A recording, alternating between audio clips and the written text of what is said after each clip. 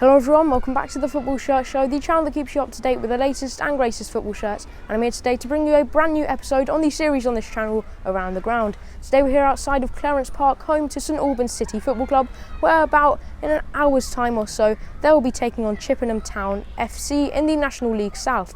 But before we do watch the game, let's take a look around the ground and a look at the club. St Albans FC was created in 1881, but after disbanding in 1904, in 1908 St Albans City was formed. They are managed by former Arsenal and Colchester United player Ian Allinson, who took charge of the team in 2016. He'll be joining me later after the game. The first 10 or so years of the club's existence were brilliant. In 1909, the season they had joined the leagues, they won the Spartan League Eastern Division and the Hearts County League Western Division. Then, after joining the Athenian League in 1920, they were crowned champions in 1921 and 22.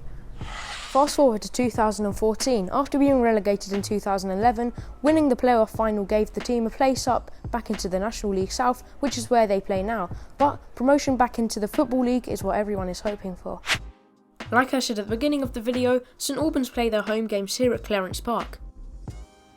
The ground is hidden away in a public park, which is also the home to St Albans Cricket Club, who are playing on the day we visited. The stadium was opened in 1894 and has a capacity of 5,007, including 642 seats. There are 3 standing areas and 1 seated stand. Behind the main stand, which has a built-in club shop, is the Saints Bar. Also, on every match day, there's a tent set up selling hot dogs, burgers and more. The ground is known to have one of the best grassroots pitches in the country. However, the ground is not only famous for that, but also because of an oak tree that was situated right through the middle of the York stand before being cut down.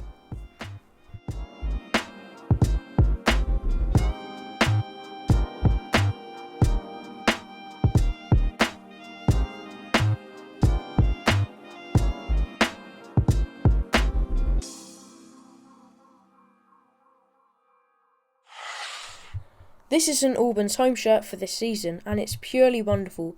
Hermel have done an amazing job here, keeping the classic yellow and blue St Albans colours in the shirt, and I think the sponsor, the band Enter Shikari, not only stands out well, but also doesn't ruin the shirt, as we've seen with a lot of sponsors lately. The players are out onto the pitch, and the game kicked off.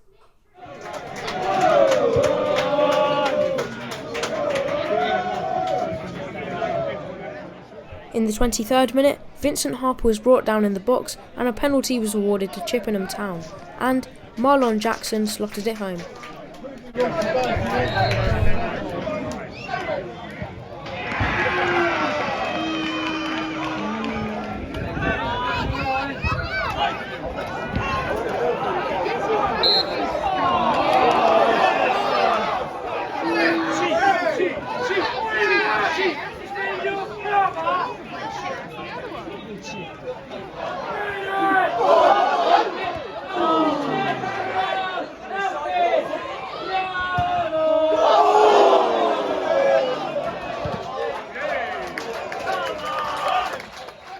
And that was all for the first 45. St Albans 0, Chippenham 1.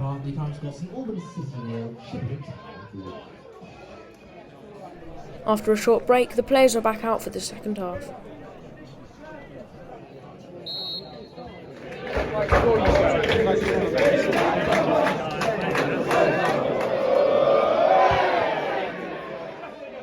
The Saints had lots of chances, including this free kick by Akinola, but most of them were saved by Chippenham's goalkeeper, Will Henry, or were missed. Luckily though, in the 72nd minute, St Albans were awarded a penalty.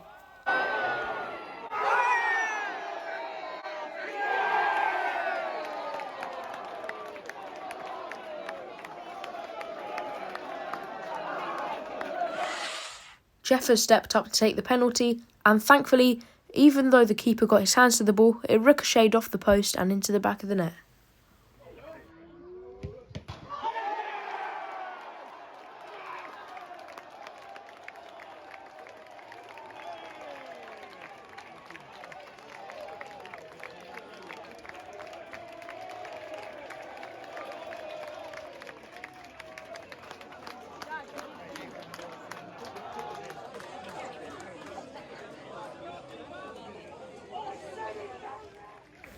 And that was all for the second half. Full time, St Albans City 1, Chippenham 1.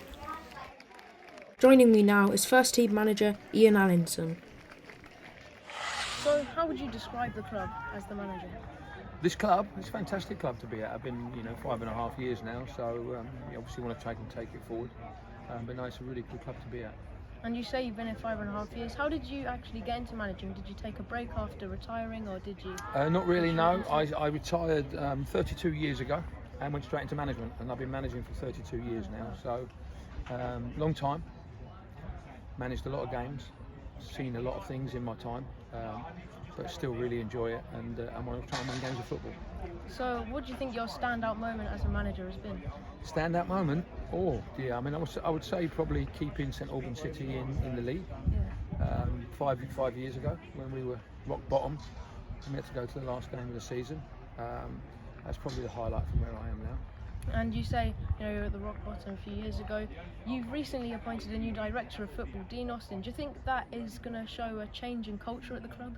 Well, hopefully so, because obviously we're looking to try and develop younger players and make the progression through to the first team. So obviously Dean's been involved with it before. He knows a lot about setting up academies and the development of players, and hopefully we'll get the fruition of that over the next couple of years. Yeah.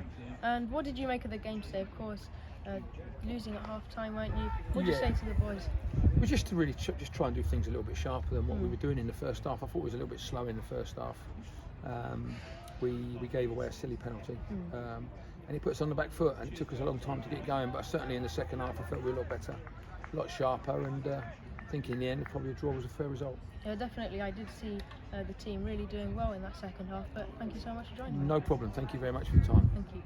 But there we go, that is the end of today's video. Before I do go though, I would just like to give a massive thank you of course to the whole of St Albans City Football Club for making me feel so welcome today, and of course thank you to Ian for agreeing to do the interview with me. But there we go, like I said, that's the end. If you did enjoy, please make sure to like, subscribe, share and comment, and I'll see you in the next one. Bye.